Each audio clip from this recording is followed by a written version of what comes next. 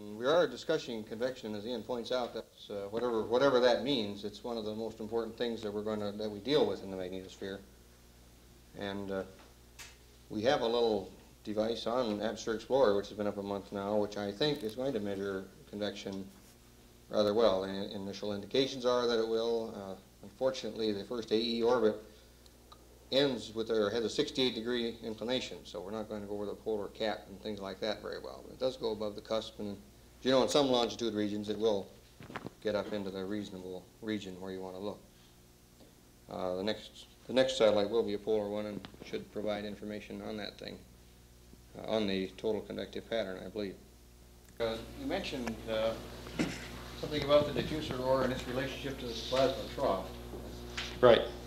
And I thought you said that it might coincide or something like that, but I think, I don't know if you agree with this or not, but there's a fair amount of evidence, in fact, that the equatorward edge of that plasma trough coincides with the lower boundary of the diffuse aurora. That's a real firm identification.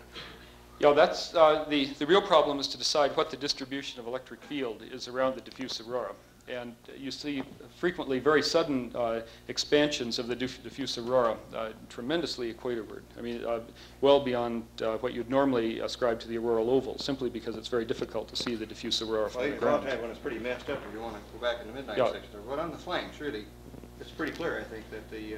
Well, maybe the midnight sector that's important, not the flanks. That was the point I was trying to make, that if you have a very sudden equatorward expansion of the diffuse aurora, you may miss it on all of the optical techniques, and yet that is essentially compressing an enormous area of the night side. There's another signature that's actually right in there that Peter was discussing, the interaction of the hot plasma and the cold plasma.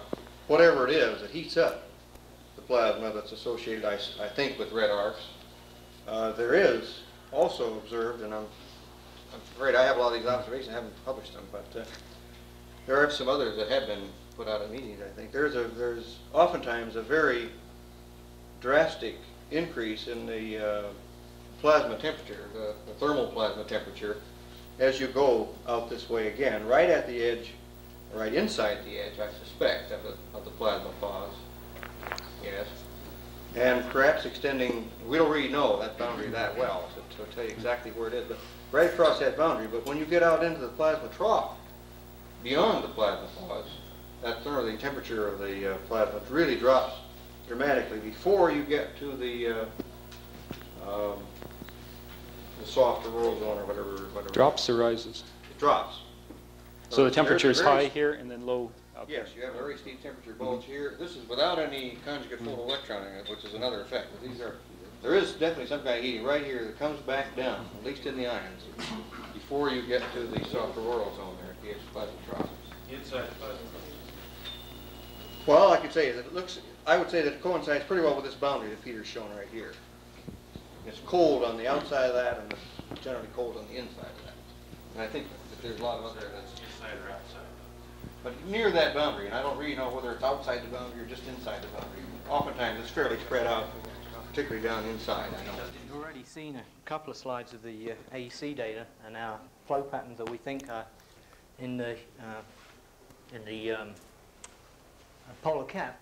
I should point out that the displacement of that small region, who is that guy? The plasma then expands over the polar cap, was displaced over to the afternoon side, and that displacement depends on the direction of the interplanetary magnetic field, just as the strength of the electric field that Canet and people saw depended on the interplanetary field. So that region moves over to the morning side if the interplanetary field would become dusk to dawn instead of dawn to dusk. The other comment concerns this slide here. The slides that Ron Burrows showed were cuts across almost parallel to the dawn-dusk plane, and then we see clearly defined reversals.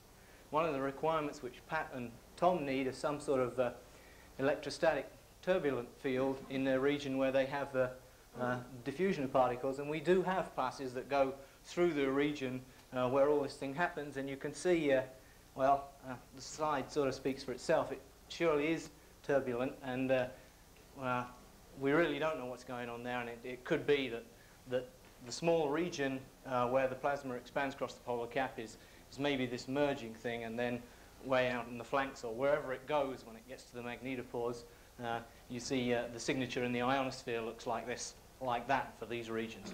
And we're starting to look at more data like this, but this just gives you an example of what you see if you actually go fly through the auroral oval, if you like, or through the auroral region where things are not quite so well defined.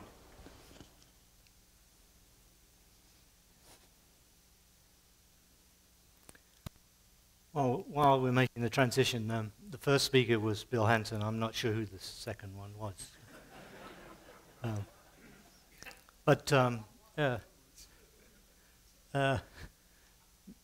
Bill Hanson made two comments. One, the first was at the first meeting we're here to discuss convection, whatever that is, or whatever that means, I think is what he used, expression he used, and my task is to see if I can enlighten you on what that means today. The second was a remark about a little device that he flew on Atmosphere Explorer, and so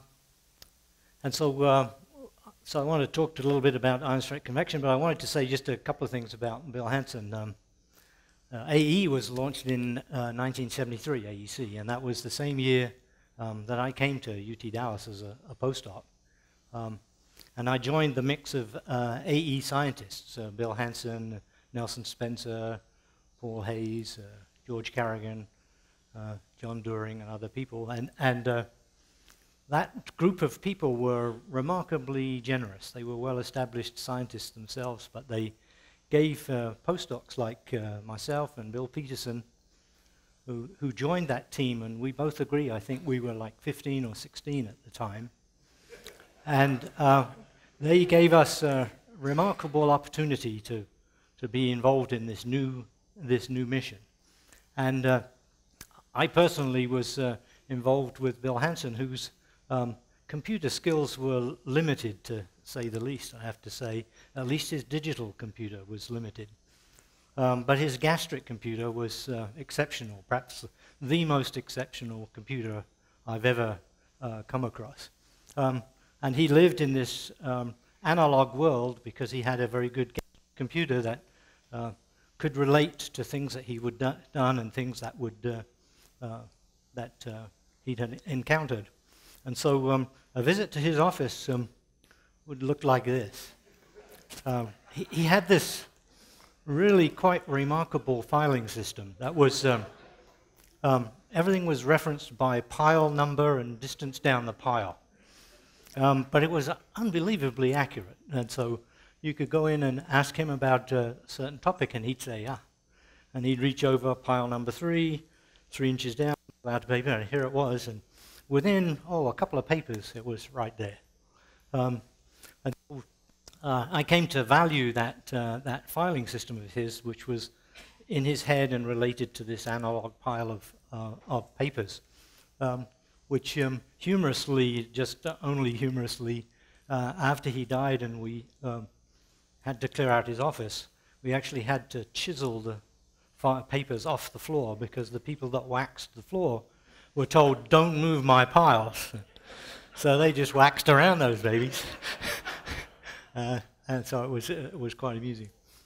Bill had such a great gastric computer that his key training for me was I'd run ideas by him, and he would have this phrase, "Doesn't sound right to me."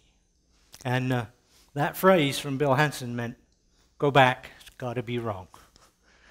And so he had very little tolerance for lack of rigor when it came to thinking, and so he was always a very good judge of what's going on.